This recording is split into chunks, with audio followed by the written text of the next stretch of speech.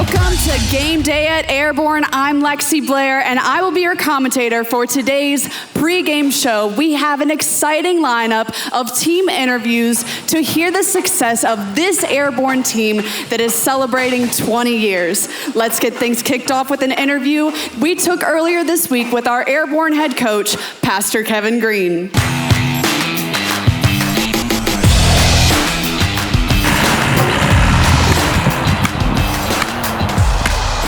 Pastor Kevin, building for future generations has been one of our main core values from the very beginning of our church. Tell us about this property that we're standing on here today and what it means for the future.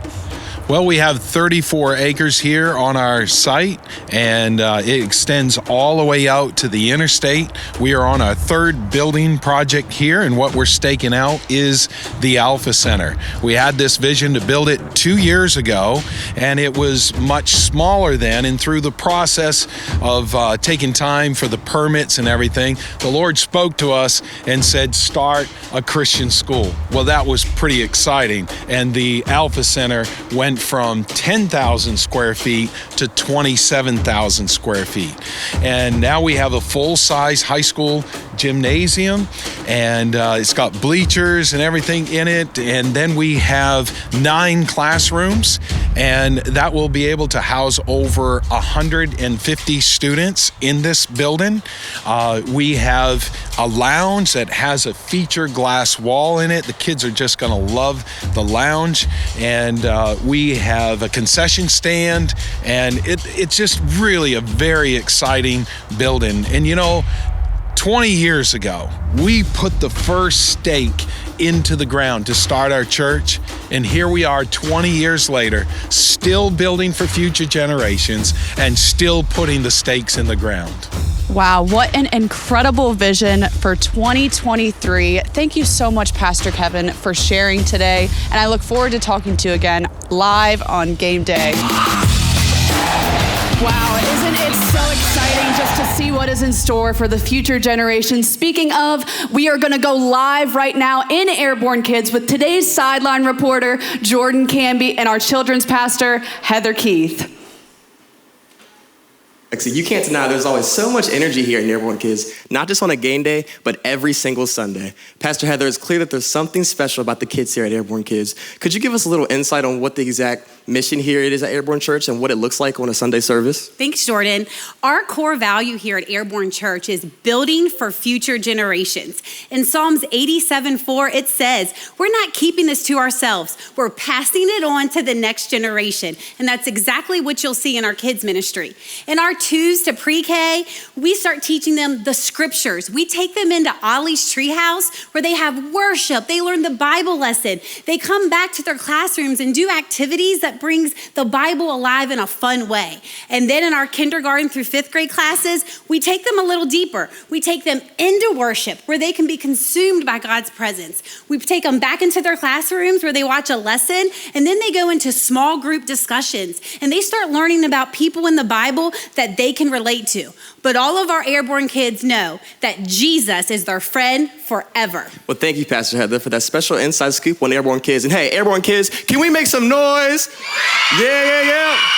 Back to you, Lexi. Thanks, Jordan. This time last year, we had just heard the vision for starting a brand new school right here at Airborne Church. And this week we caught up with Airborne Christian Academy Principal Erica Fisher. Take a look. What a year it's been getting Airborne Christian Academy off the ground. Erica, as ACA's principal, what's the biggest impact that you've seen ACA have on our students?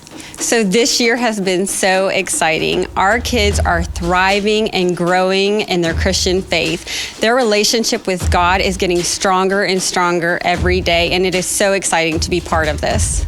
This is just the beginning. We can't wait to watch ACA grow and expand in the years to come.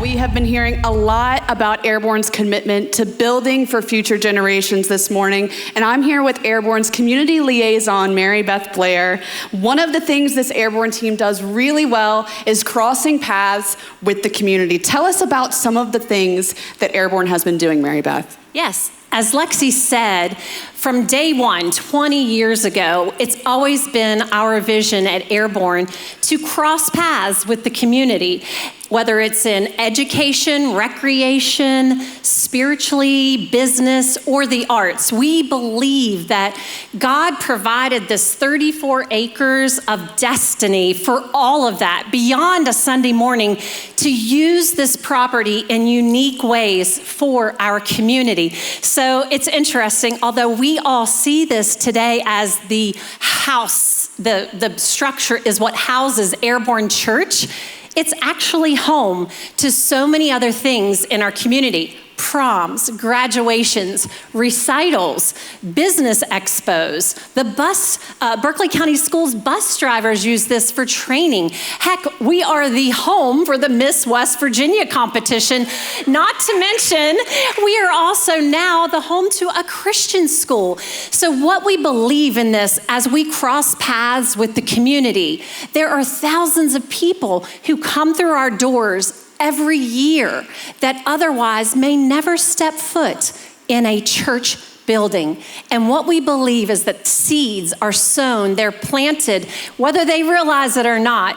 And one day, God will draw them back here for a deeper and a more spiritual purpose.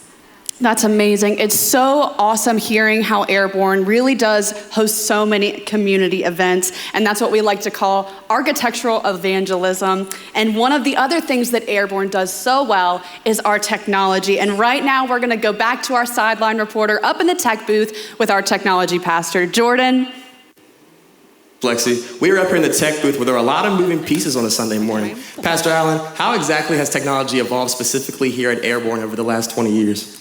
You know, it's funny as you ask that, because the first thing that comes into my mind is how blessed we are today. Obviously, we're a church that is blessed incredibly with our technology. As I think back to our very first service in our early days, our actual very first screen was a screen that we pulled out of a dumpster. So we've come a long way. God is certainly blessed. And we have an incredible team of volunteers that come in each and every week to serve. And one of our core values is being committed to creativity and excellence. And so that's something that we try to do in the technology department with the technology we've been given, to do the very best job that we can at setting an incredible atmosphere where God's Spirit can move, we can be clear in our communication. And I'm pretty proud of this team. I think they do a great job. And that's pretty exciting. In addition to that, obviously, we stream our services, so we're reaching people all over the world with the gospel message. And something that's really exciting that's been happening in more recent years is Pastor Kevin and the connections that he's had. There's been the birth of a company called Imagine Screens. And through that, the technology that we do here with all our LED screens, we're actually able to bless churches and help spread that technology through the whole country. And so that is happening on a regular basis. So it is just incredibly exciting to be a part of it and see what God is doing here at Airborne. Absolutely. I think it's just crazy to see how technology has evolved, not only at Airborne Church, but churches all across the globe. Back to you, Lexi. Thanks, Jordan. I hope everyone in the audience that you are enjoying our pre-game team interviews. Are you having a good time this morning? Awesome. I am as well. We still have a few more key players to meet this morning. And right now, I'm here with worship pastor Josh Jordan. Josh, what is it about Airborne's worship that draws people in, and what can we expect for worship in the next 20 years?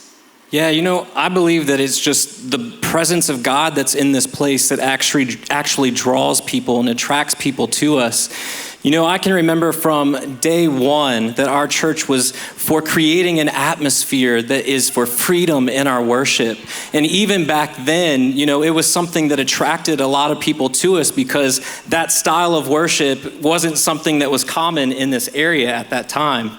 And back then we wanted people to experience the freedom in our worship, and we still want that today.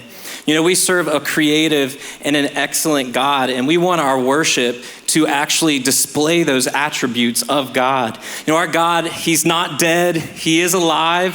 His Spirit is moving powerfully in this place on Sunday mornings. And you know what? Our worship, it shouldn't be dead. Our worship should be alive, full of energy, full of passion, and just displaying that victory and the freedom that we have in Jesus. So I'm so excited about what's to come for worship. There's a phrase that Pastor Beth taught our team many, many years ago when we first started, which was, we're making room for more. And while that has to do a lot with bringing people onto our team, we want to make room for people on our team. If you're a vocalist, if you're a musician, we would love to make room for you on our team. But on the other side of that, I believe it's about making more room for God as well. And I believe that as we pour out in our worship, as we make more room for God and more room for his presence in this service, that God is just going to pour out in this place like we've never seen before. I believe it. We've already seen it this year, and I just know God is going to do incredible things. That's amazing. Let's make room in 2023 in our worship church. It is so true that our worship is a game changer. And one group that really doesn't hold anything back is our youth ministry here at Airborne. And on Sunday nights, you can get a glimpse of what that is like. We caught up with our youth pastors. Take a look at this video. There is no denying that our youth's favorite place to be is right here on a Sunday night. Pastor Mario, what has been the foundation of Radial Youth over the past 20 years? So the number one core value here at Airborne Church is building for future generations. And we really have seen that exemplified here at Radial Youth, because at Radial Youth, we are a family. From our youth leaders to our students, we really focus on loving one another and being a family-driven force. And honestly, it's just such a blessing. You can see everything behind us, kids having fun, playing Violet Square, amazing worship. But really, at the core of it all, it's relationship building, and it's us having a family dynamic in what we do. And Pastor Emmy, you have a unique perspective, not just being the youth pastor, but also the daughter of pastors Kevin and Beth. What does it feel like now leading the youth ministry you once grew up in? Wow, well, everything has been an absolute great experience. I really feel like the leadership here at Airborne Church gives you permission to grow. So as I was growing up in the church, there was permission for me to grow, to explore gifts, explore talents. And now we see that here at Radial Youth as we pastor and we lead students. We give them permission to grow into all that God has gifted them with and all that God has planned for them and their future. Well, I couldn't agree more with the both of you. I'm sure you can feel it through the camera, the energy here on a Sunday night. And I just can't wait to see what the next 20 years have in store for Radial Youth. I am sitting here right now with the lovely Pastor Beth, and she is surrounded by some pretty special people we like to call the fans here at Airborne.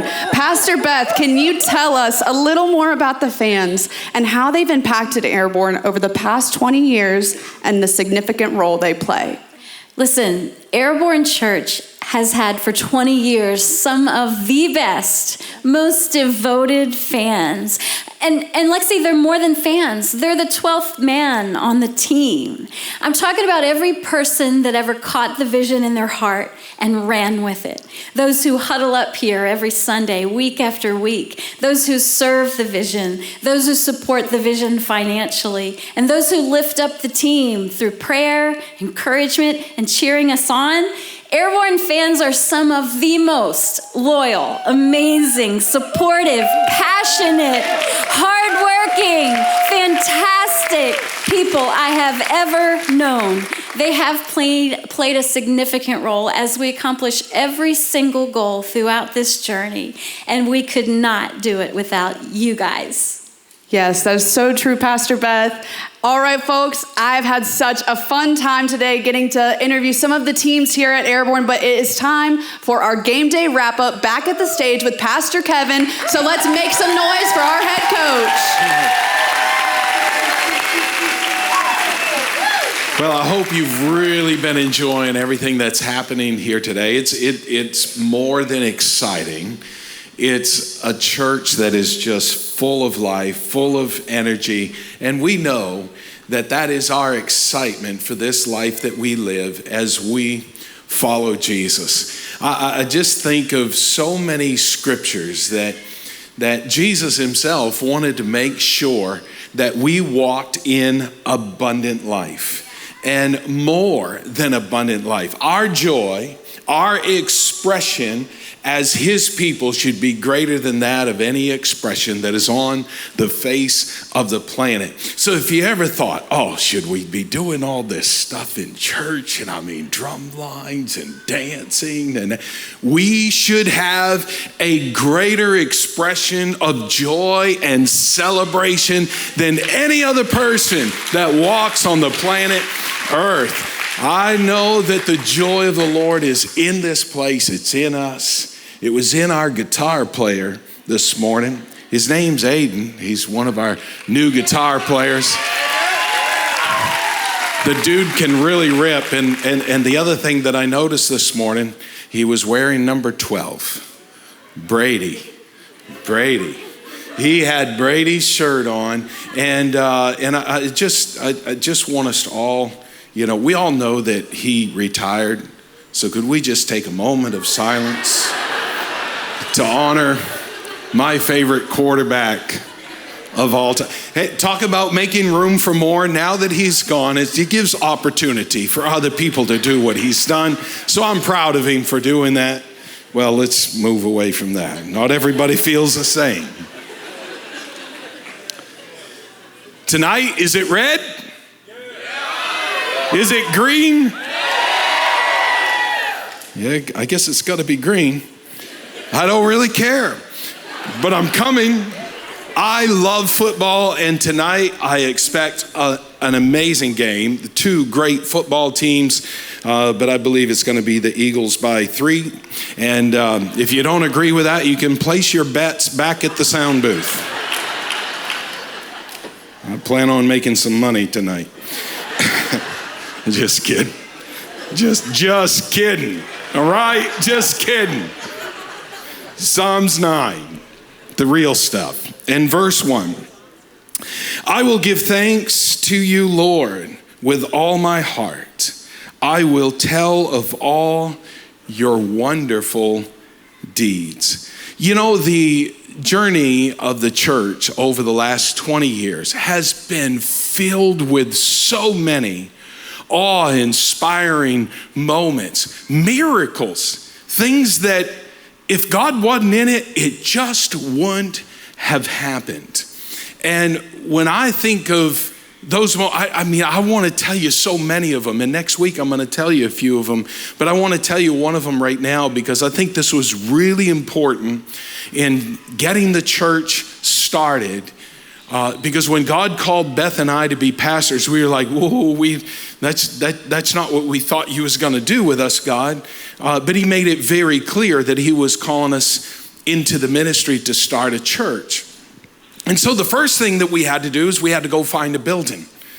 And so I called up a realtor and I was chatting with him. I knew he was into the commercial side of realty. And I said, I want to know the 3 largest buildings in the Martinsburg area that I could purchase. And so anyway, he gave me those 3 buildings and one of them was the Heilig Meier store. Some of you probably remember it over in Berkeley Plaza. Martinsburg Church is in that building now.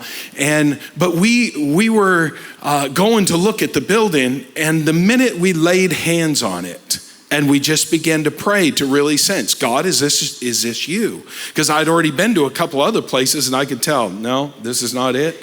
I don't see it. And when we went there, it was just so evident that God was going to help us get that building.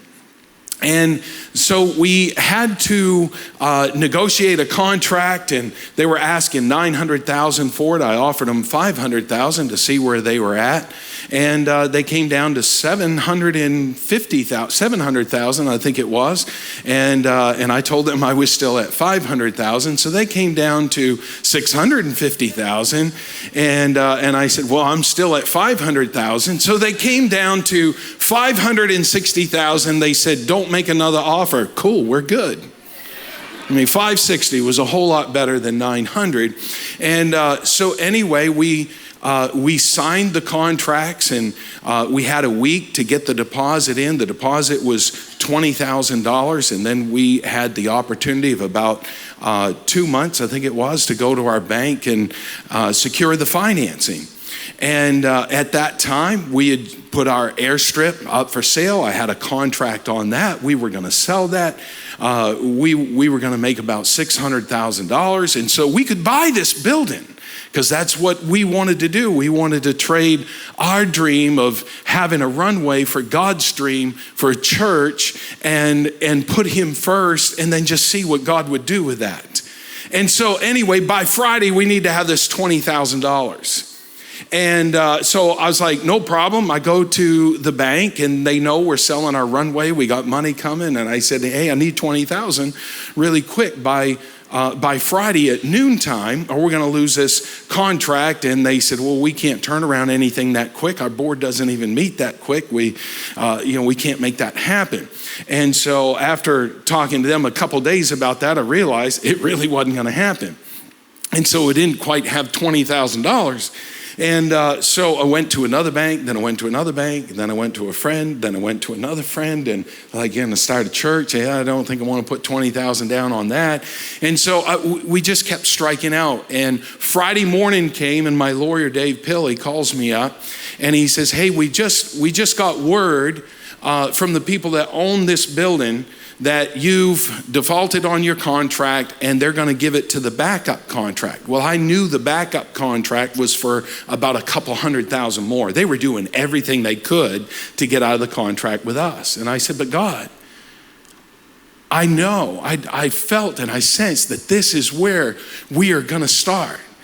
And so I'm talking to Dave Pill and I'm saying, hey, didn't we have until noontime on this contract? He said, yeah, but I talked to the bank and the bank says they're not going to be able to do this for you. And so we just need to sign this paper and send it back to them. And it's a default agreement. And I said, don't sign it. I mean, there's got to be something that we can do. He said, well, we can beg and pray. I said, all right, you start begging and I'm going to start praying. And so he called him up and he said, in no way, shape, or form are we defaulted on this contract till 12 o'clock.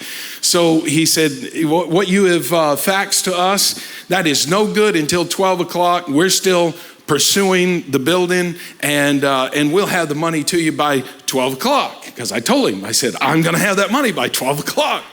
And so Beth and I, we started to pray. We went upstairs and we just prayed for a short time. And I just really felt this in my heart to say this to God. And it was just almost like God and I was interacting on this statement because this is right where he wanted me. And I said, God, I'm not going to start a church. You're going to have to start it. I'm not going to finance a church. You're going to have to finance it. We're in a problem here. We have told our whole team, our launch team, that this is our building and I don't really want to have egg in my face. And if this is the way doing church is, then I'm out. I don't want to do it. You're going to have to show me that you're the one that's going to make this happen. And you're the one that's going to have to be the provider because I can't do what I see in this vision for Airborne Church in the future. At the time, we was the living room starting out. And so I said, God, show me your stuff. And I went out and I started working on airplanes. And we were building an airplane out there. And I told Beth, if anybody calls, just let me know. Well, it got all the way around to about 20 minutes to 12. And I'm still working on the airplane. I'm like, God, what are you doing? What are you doing? And then Beth yells over and says, hey, you got a phone call. And so I rush over and I get that's back in the days when you had phones in the house, on the wall. I know it's weird, but anyway, I take the phone and I'm talking to this guy, and this guy says to me, he says his name, he says, do you remember me from a year ago? And I was like, no, not really. He said, well, I was going to buy a plane. We did a contract and everything, and I backed out of it because my wife said, no way are you going to put money down on buying an airplane. And so that's just not going to happen. He says, I've been thinking about that for a year. He said, yesterday morning, I woke up and said, my wife's not going to tell me what to do anymore. And the deposit on that airplane was only $5,000 to get the contract going. And he said, and just to show her my stuff, I went ahead and I put the whole $20,000 down for the kit. I was like, you did? You did? Yeah, when can you get that money to me? And he said, I already did it. I did it yesterday. It's in your bank account. It showed up yesterday. I wired it over. I said, $20,000. I said, goodbye, called my bank and jumped in the car, and I'm rushing toward the bank, and I'm like, did a wire come in yesterday? And they said, oh yes, Mr. Green came in yesterday morning. You'll get your notice tomorrow on it and everything. Do you know that 24 hours where God had already answered that $20,000 and it was in my account? I worried, I was stressed. I was just like, and God had already given the answer. I just didn't know it. But what God was showing me is that throughout the whole time that I would lead this church, Beth and I would lead this church, that he would always have the answer before we ask. We showed up at the bank at 5 minutes to 12. Dave Pill's like, got to get that down there really quick. It's not just that you got the money, they need the money. And so we wired the money out, and I told them, they're like, we don't know how quick this will happen. It's immediate, but okay, we're gonna get going on it. And so they wired the money, and at 1 minute to 12 noon, we started our church and bought that building.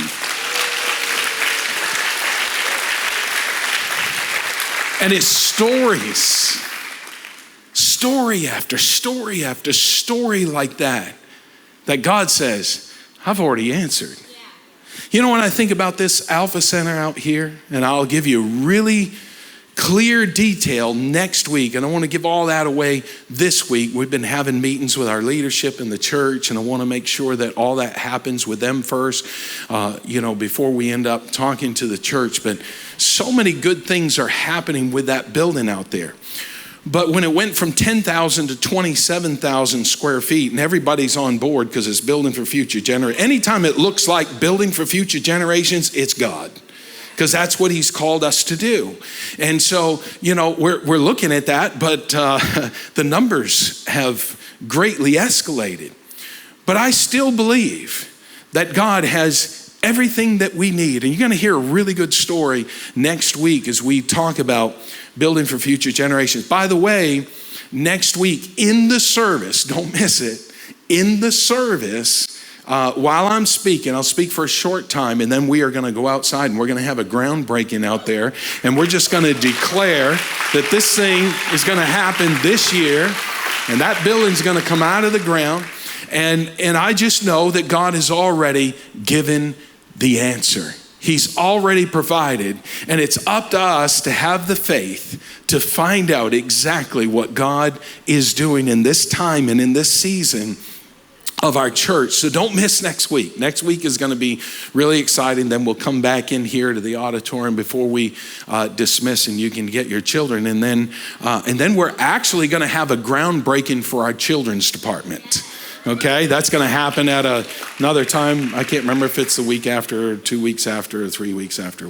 My team will let you know, but we'll let you know about that, and that's going to be really exciting as well.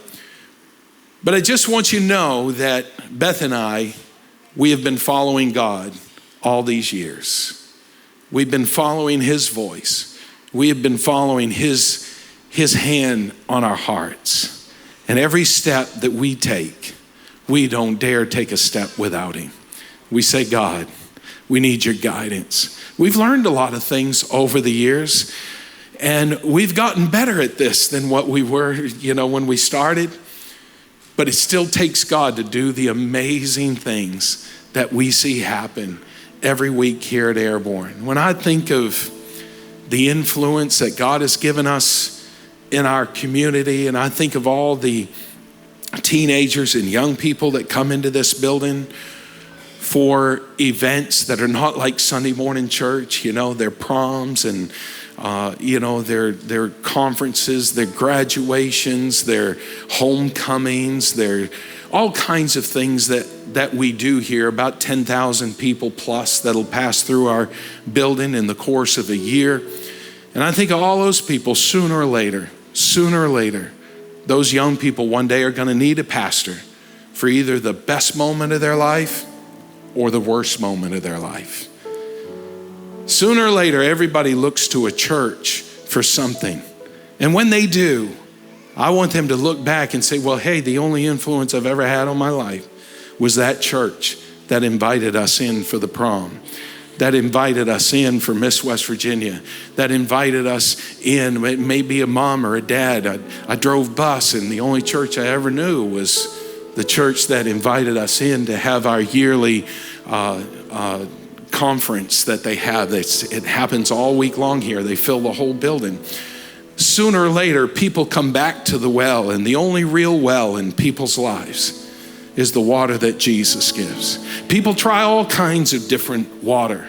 They try all kinds of different drinks, but sooner or later, people end up turning to the church, and Jesus can give water that they've not drank anywhere else. It's the water of life. It's the water of salvation. It's the water that gives them eternal life. And it's just such a wonderful thing that we have this influence. And when I think of the scripture that says we are to grow in favor with God and man, sometimes the church gets a little sideways on that thing with man. But listen, Paul said, I become all things to all people for one purpose, so that I might win some. That's what we're doing here at Airborne. We do a lot of different things that don't look churchy. Matter of fact, might even go the other way a little bit for some of the events that we let happen here. But I'm going to tell you, it's all for one purpose, that one day when they're ready to turn to God, they'll have a church that they remember that befriended them, that opened the door to them. And I'll tell you what, they'll come walking back through that door. We've seen it happen over and over and over again.